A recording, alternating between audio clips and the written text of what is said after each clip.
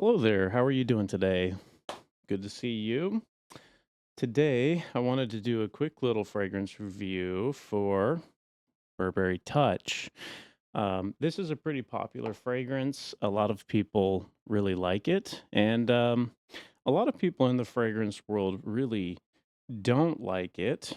Um, but I remember the first time I smelled it, I decided that I wanted a bottle if I could find it for the right price. Now, Uh, spoiler alert, you can find this for a very, very good price. In fact, you can really get this fragrance for like $30. So, um, and maybe even less, maybe even $28 minus discounts and things like that. And I actually really like it for that price. It's kind of a nice, fresh, clean, ozonic, floral men's fragrance. I do not find it very unisex, even though it has a pretty floral forward aroma profile. And when I go on to Fragrantica and look down, they agree. It looks like the vast majority of people find it to be a male's fragrance, and many, many people find it to be a very good value as well. Looks like on Fragrantica, it has a 4.01 out of 5, so most people agree with me. It's a nice fragrance. And I think the reason they feel that way is because of the value. They know they can get it at discounters for a very low price. Um, One of the most common gripes with Burberry Touch is that it has a sort of a synthetic smell.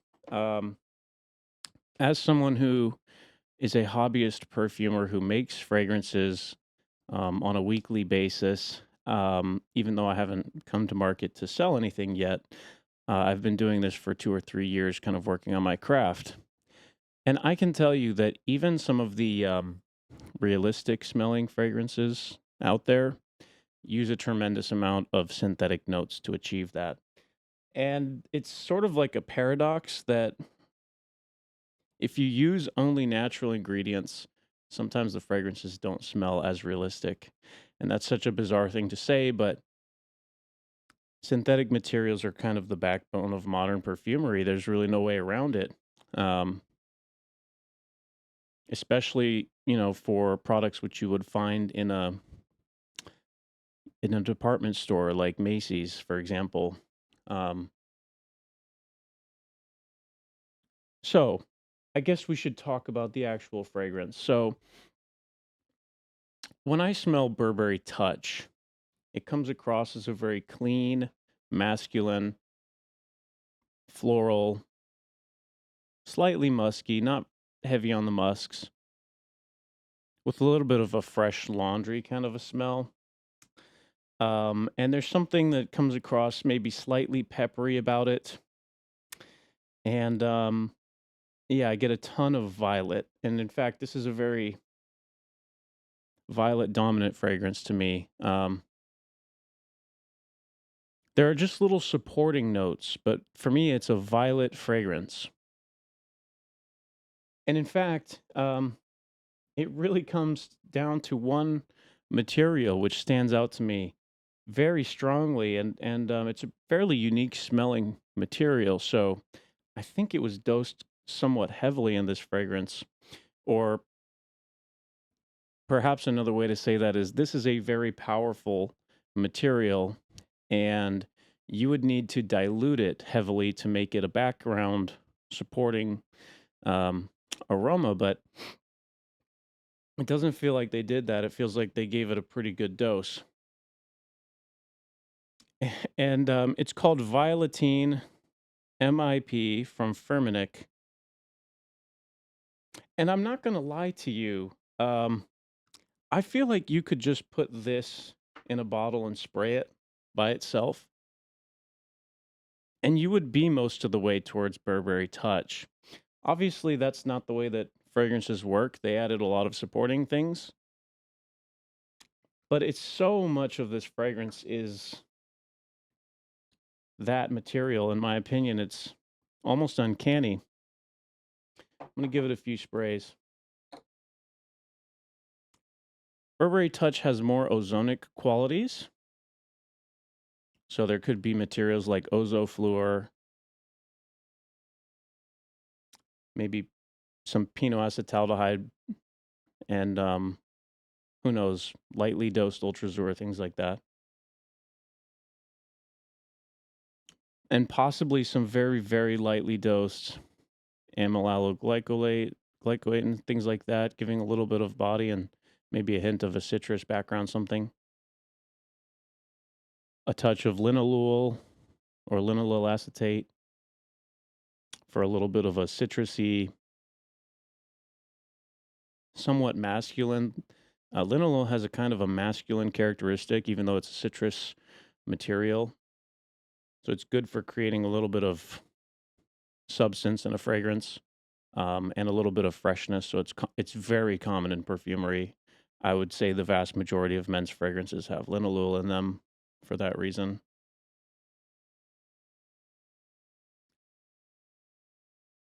But it is just a big violet note. And I remember the first time when I was thinking about doing this review, my nose originally went to a material called Poivral, or I guess Poivral is probably my best guess on how it's pronounced. I think it's a French material,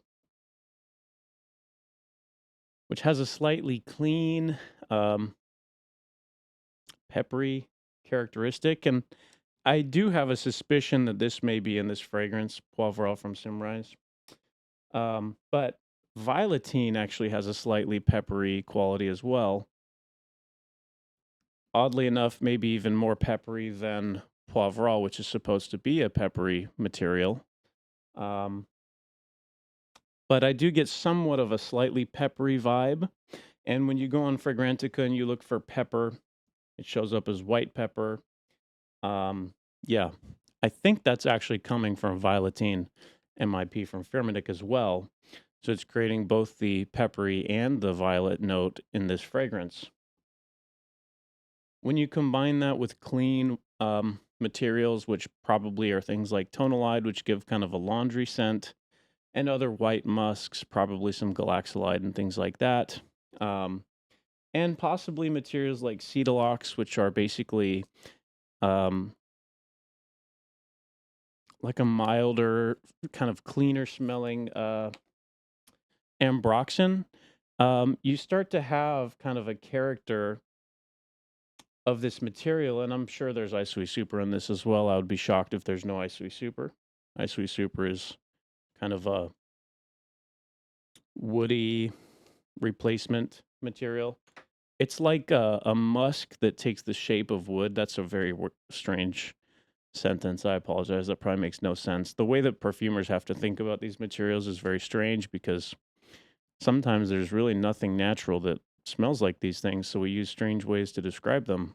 Um, I think Isui Super is creating some of that backbone that is referred to as cedar in Fragrantica, which to me, um,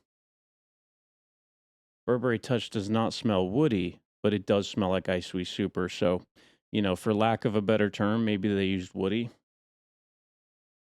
But to me, it smells fresh, clean, violet, a little peppery, and some musks. And that's really about it. I don't get a lot more. I see on here, you know, mandarin orange. I don't know where that would come from. Tonka bean. There's a little bit of something that smells almost like vanilla in the base, but it's not very pronounced. So possibly that could be tonka bean. It has a little bit of a creamy graininess, and sometimes it is used that way. But really, if you're getting Burberry Touch, you're getting a big violet, a kind of a peppery, clean violet fragrance. And for $28, it's a pretty good deal. And it actually has relatively okay performance. Violetine is a somewhat tenacious material, so I think a lot of that performance is coming from that. And musks can be pretty tenacious too. So between those two things, you're going to smell like musk and violet and kind of like clean laundry, at least for 4 or 5 hours. And that's not bad for $28. You could run through a whole bottle of this and really not feel bad about it. Now, you may notice my bottle's almost full. And that's because I don't wear this fragrance super, super often. It's a little simplistic for me. You know, I brought 5 materials. I also brought Hedione because Hedione is a very affordable material, which was derived from. It's a molecule which was derived from jasmine, and it's a nice kind of thin supporting floral aspect. It doesn't smell like flowers, but there's a little piece of a floral composition that belongs to Hedione sometimes. So it's commonly used in all kinds of fragrances to just bring a little bit of pleasant supporting character. And I think it's in this fragrance. I, I'm always kind of guessing when I bring these materials out. It's not like I called the company and asked, and it's not like they would tell me if I did, but I have a really, really strong feeling that Violetina is in this, and I have a good suspicion that Icy Super, Hedione, and Poivral are in it, and possibly Cetalox and possibly Tonalide. And I'll be totally honest, I don't know if there's a whole lot more than that. Um, there's definitely some kind of ozonic material in here, like the ones I mentioned before. Ozofluor probably is the one that comes to mind, but it's a fairly linear fragrance. There's not a massive amount of complexity going on, which can be nice. Sometimes you don't want a super complicated thing that's gonna, you know, overwhelm the olfactory um, receptors. So it's a nice, simple, clean, probably all weather fragrance. And it's a nice one for relative relatively warm weather, which is kind of cool. So all in all, I think if you buy this at a discounter for like $28, you're gonna be pretty happy. I'm happy to have it. I definitely don't regret it. And how would I rate it? I mean, as a fragrance, um, maybe from like an interest perspective, it's not very interesting. Maybe like 4 out of 5, 4 out of 10. I mean, in terms of like complexity and draw. I'm big on novelty and I like really interesting fragrances. So for me, it's like not a super interesting fragrance, but from a perfume composition perspective, maybe 6.5, 7 out of 10. And from a value perspective, it's like a 9 out of 10. It's an amazing value. So yeah, I think you should probably try it. I mean, if you're interested in a big violet bomb with some musky, kind of peppery facets, kind of clean, fresh, go for it.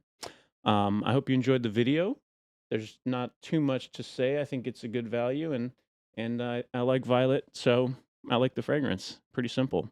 Thanks for watching, and be sure if you're interested to subscribe and like because I will be routinely uploading more fragrance reviews in the future. Thank you so much. Have a lovely day. Bye bye.